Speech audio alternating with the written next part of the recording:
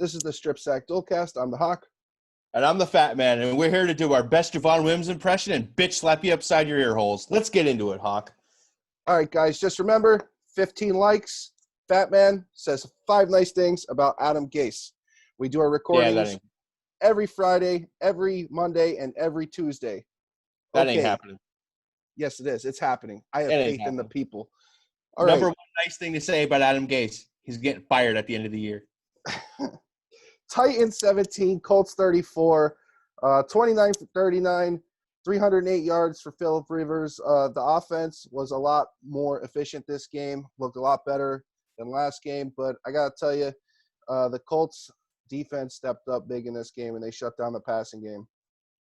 Not bad for a crusty old man out there, huh? I hope he was talking shit the whole way too. I think he was. I'm pretty sure he was. I just saw him jawing on the sideline. I hope he was talking shit to Tannehill too. That would have been fantastic. So I didn't see this coming. I didn't see the Colts beating the Titans. The Titans are on a major skid right now. I'm kind of worried about their future here. It seems like that loss of Taylor Lewan's hurting them a little bit more than we thought it was gonna.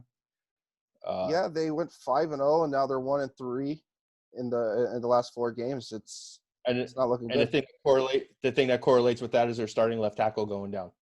Yes. That's when they started losing. So that just goes to show you how important a shitty lineman is. Yeah. You know what? It was a close game all the way up until Colts drove down the field, scored a touchdown. It's like the next possession, punt, block, touchdown. Next possession, missed field goal. It was over. It's done. No chance. So we're starting to see how much special teams really matters. I mean, you're seeing it. I know Miami ran one back for a touchdown a couple weeks ago. I know this week there's a touchdown on special teams. It's kind of unaccounted for points. It's not really – it's planned for, but it's not. You know what I mean? The defense can't plan to stop it, and the offense doesn't plan on having to put up with it, score those points. So it's a good thing, to finally see some good special teams. I love seeing those pump blocks and field goal blocks. They're always exciting. Yes, I definitely agree. All right. Gonna plug good old Cam Chancellor for the Seahawks a couple of years ago, leaping over the offensive line in a single bound. I miss Cam Chancellor. Yeah, I miss Troy Polamalu. All right. Sunday's picks. I guess I'll go first. Eagles at Giants. I'm going to take the Eagles for the sole reason that I do not want to see a team in Week 10 or a division in Week 10 with no at least 500 records. Giants. Danny Dimes. Danny Dimes. Hey, look, Carson Wentz ain't running around out there looking like no Peyton Manning. Up next, Jaguars at Packers. I like the Packers in this one. Aaron Rodgers, Devontae Adams, it's a deadly combination. Jacksonville, good old Jake Lutton's down there. He's getting his second start. I'm putting my veteran.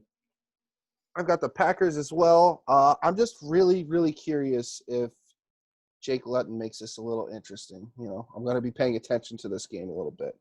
Washington at Lions. I'm going to pick the Lions. I just need to see a little bit more from that offense with Alex Smith in there for me to, get behind them. But I do think they're a good team. I took Washington because of Alex Smith. I think, last week it was his first real playing time in well over a year. I think it's been almost 2 years. It'd be good to see him come back and have a good game. I think he deserves it. Kind of go out on top. I think they're going to beat the Lions. I'm going to be honest. I only said that because I just didn't want to say Matty Ice. Texans at Browns. I like the Browns in this game. Jarvis Landry came out and said that he's playing for his buddy Odell. So I like the Browns. I got the Texans in this game. I feel like this is an upset here. I feel like the Browns are going to be the Browns. I love Deshaun Watson, and I'm sticking with this. Bucks at Panthers. I'm picking the Bucks. This is going to be a bounce back game for them. It's going to be a nice defense for them to tee off on and get that offense back in rhythm. So I'm taking the Bucks. I think Brady's going to come out. He's going to be a man on fire. He's not going to look like the Tom Brady we saw last week. Chargers at Dolphins. Took the Dolphins, even though they got a couple starting defensive linemen on the COVID list now. I don't care. It's Tua time. He's going to go 8-0. I got the Dolphins as well. Tua versus Herbert. You know, maybe this is a sneak peek of a rivalry for years to come. I don't know, but right now Tua has the better team, the better defense, so I'm going with the Dolphins.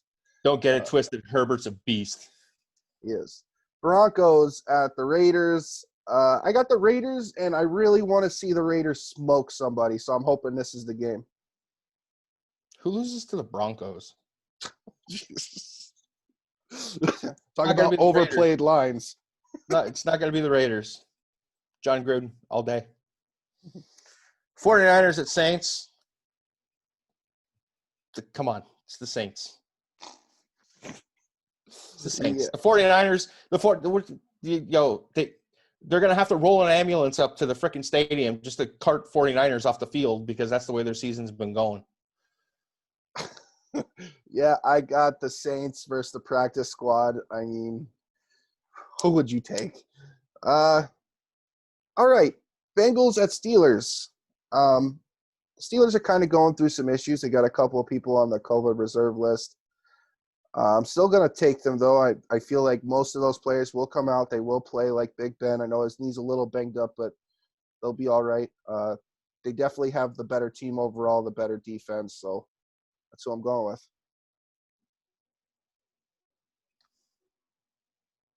I believe in the rookies. Yeah, you taking do. Joe Burrow, taking Cincinnati. Go with my gut pick here. It's rivalry. It's not his gut. He's trying to sell his football cards, all right? But you see all this gut? I'm going with the gut for once. All right. Just like 2 weeks ago when I should have took Minnesota. I'm going with the gut. I'm taking the Bengals. Joe Burrow is going to have a good game.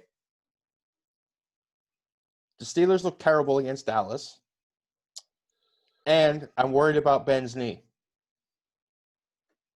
I'm a lot worried about Ben's knee. He's an older guy. He's a bigger guy. He's taken a lot of punishment in his career. A lot. He's taken a lot of hits. He wasn't always taken down on some of those big hits. But, the guy's taking a pounding. And just leg injuries, boo-boos with quarterbacks always kind of scare me a little bit. So I have faith in the Bengals. Nothing to convince you, huh? No, I'm gonna stay with the Steelers. Nothing. You're just like you're an idiot. I can see it in your eyes. Like you're a moron. You're a moron. That's what you're thinking. Feel like you went little John Madden on that analysis there.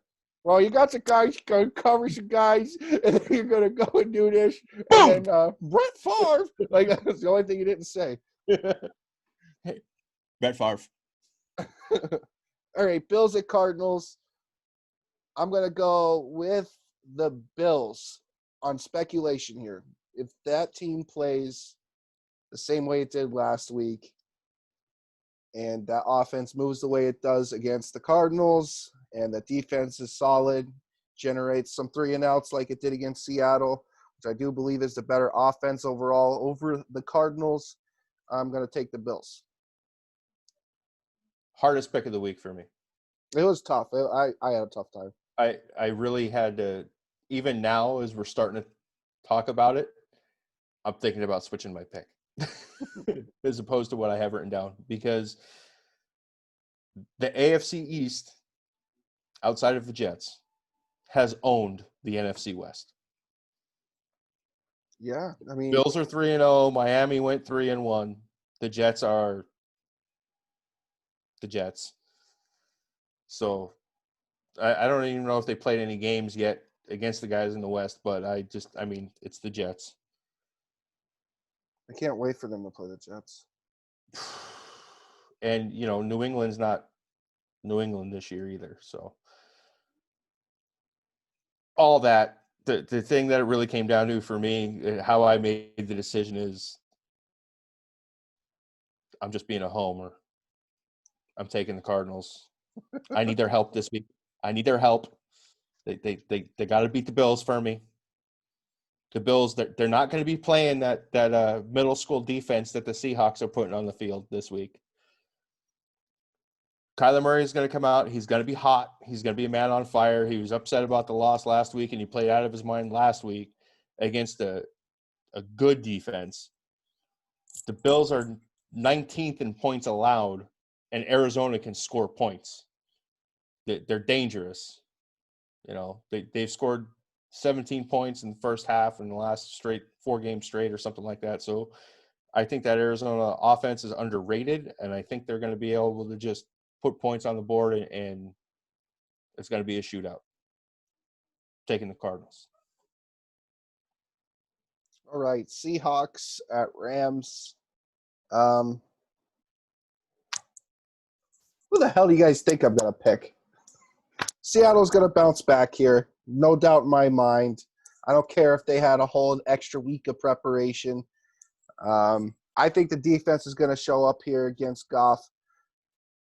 We usually do play the Rams pretty tough regardless. So I'm expecting Bobby Wagner and Jamal Adams to be more on the same page.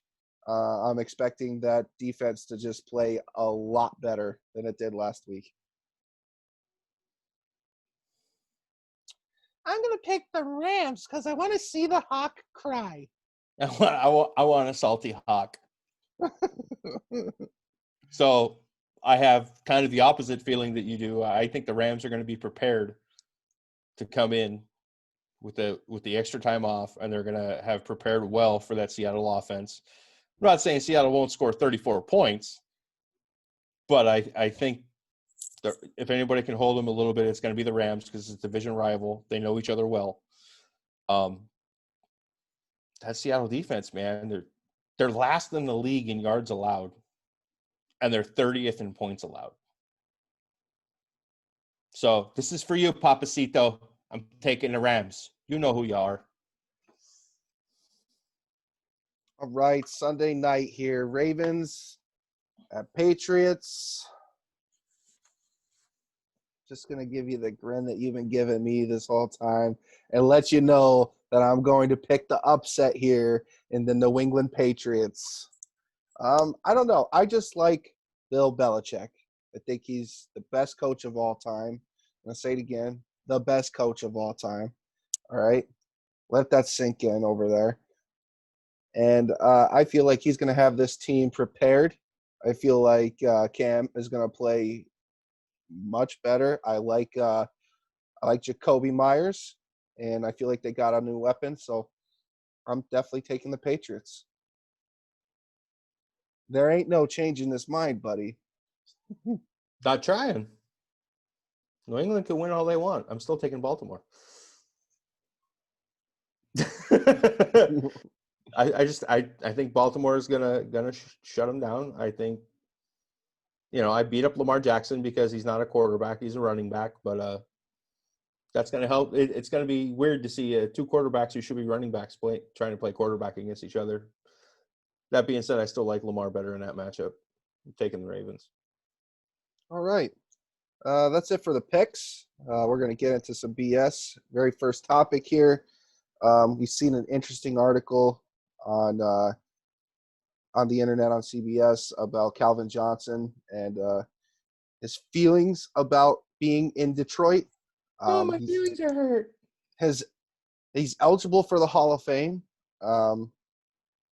I think that he's had some incredible moments in his career, and 83 touchdowns, 11,600 yards.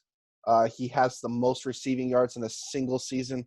I think he's a bona fide Hall of Famer, no matter what any receiver's done. I feel like he's at least up there, top 5. Oh. Look, honestly, to me, it goes Randy Moss 1, Calvin Johnson 2, Chris Carter 3. That's how good Calvin Johnson was. He might have been better than Randy. I just feel like Randy was, if he played every down, nobody would have touched him. If he played every down, could have retired at 5 years and made the Hall of Fame. But me and you, I know we had hundreds of conversations about how good Calvin Johnson was. And we always, a receiver's only as good as the quarterback throwing him the ball. Matt Stafford is above average. You know, he's tough. I don't think I would necessarily put him in that winner category. He is above average. He's not elite. For a long time, he would just lock on to Megatron and sling him the rock. He didn't really have anybody else to throw it to. The biggest problem is it's fucking Detroit. That franchise can't get their head out of their ass long enough to fucking win anything, no matter what players they have. Yeah, Calvin took the Barry Sanders way out, and some of his comments saying like he's done, he's hurt, he doesn't have the drive. Not exactly in his words, but that's what I took from the article. He was also that was pretty much what the article said. The article said he had a conversation with his dad, and he was tired of getting beaten up. They were blowing the team up. They were shipping guys away, and his dad kind of talked him into one more season, and he played that one more season and said, "Fuck this, I'm out." Yeah, what's interesting about the fact you brought Randy Moss up. Aaron Rodgers over there trying to recruit him onto the Packers.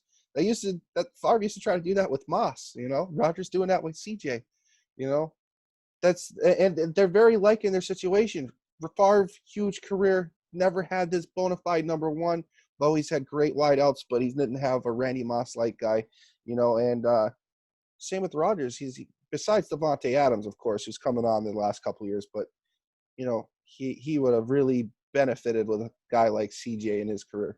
There's a lot of guys who don't have Randy Moss type receivers. I mean, okay, all right, maybe I should word that. I was just saying a bona fide number one. So the guy that you can look at and it's like, oh, that's it. He's the guy. I mean, there's been a lot of guys. I think there's been a lot of guys that haven't had that bona fide number one receiver throughout history. When you think of guys who always had that bona fide number one, who do you think of? You think of Joe Montana and Jerry Rice. You think of Stevie Manning and Marvin Harrison. Peyton Manning, Marvin Harrison. Randy Moss was just a stud no matter where he went, but that's irrelevant. Tom Brady never had a standout number one wide receiver. Right. When you talk about those lists, when you talk about that list though, like, when Montana, Rice, and all those other guys, like when you talk about Brady, it's like Brady the Gronk, tight end, not a receiver. So yeah, I get it. Okay, Rivers to Gates. I mean, like I said, I get it. I understand. I don't disagree with that. Speaking of great wide receivers, I'm gonna let you go first. Who's the best wide receiver in the NFL? Because we've been hearing this going back and forth on Facebook, Twitter. Guys just saying that they're the best. Julio Jones did it. Devontae Adams did it. DeAndre Hopkins did it. Who do you think the best wide receiver in the NFL is?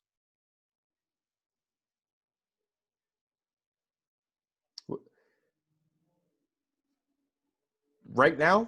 Yep. My money's on Julio Jones. Upside? DK Metcalf. I just, from seeing the dude on draft night, he's big, physical. I didn't realize he was that fast until a couple of weeks ago. Big, strong, built like a brick shit house. Defenders can't jam him, and if they do get their hands on him, he's going to throw him off like a rag doll. I like that type of receiver. I like that type of build. Jarvis Landry's always going to have a special place in my heart, but he ain't no fucking Julio Jones. Jarvis Landry. The fact he's even in this conversation. Oh, shut the fuck up. All right, for me, I'm going to go with Michael Thomas. In 4 seasons, he's had over 1,100 yards in each of his seasons. He's had over 90 receptions in each of his seasons. He's legit, Breeze needs somebody. He looks his way. The other person I have is Tyreek Hill because he's probably the most explosive wide receiver in the game in the last 20 freaking years. And he's about 5'4". He's got the most receiving touchdowns since his career started with 10 of 50-plus yards or more.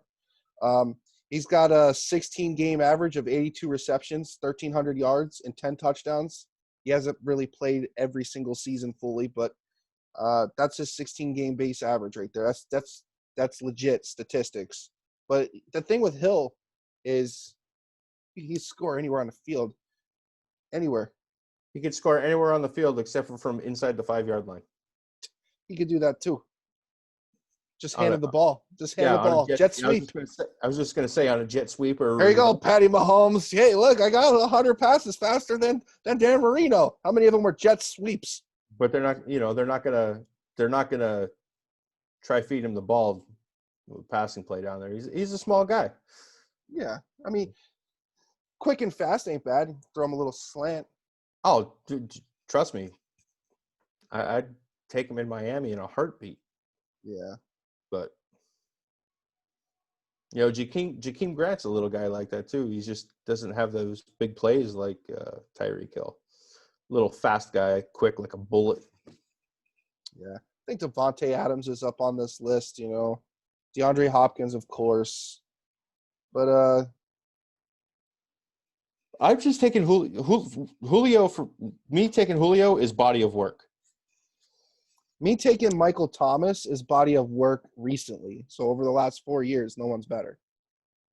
He has Drew Brees throwing him the football. Julio's got Matt Ryan. Drew Brees is the GOAT. No, he's not. Yeah, he is. He proved that last week. It's one game, buddy. Go ahead. It was the game before, too. That's 2 games. How many rings does Breeze have? One. How many rings? Right. How many Bill Belichick's does Brees have? So he's got Sean Payton. That's a good coach. Here, just let me tell you something. Brady has been to 900% more Super Bowls. How many Drew Brees? top 10? He's got 600% more rings too, buddy. So go take a hike with your bullshit. How many top 10 defenses did Drew Brees have? With the Saints?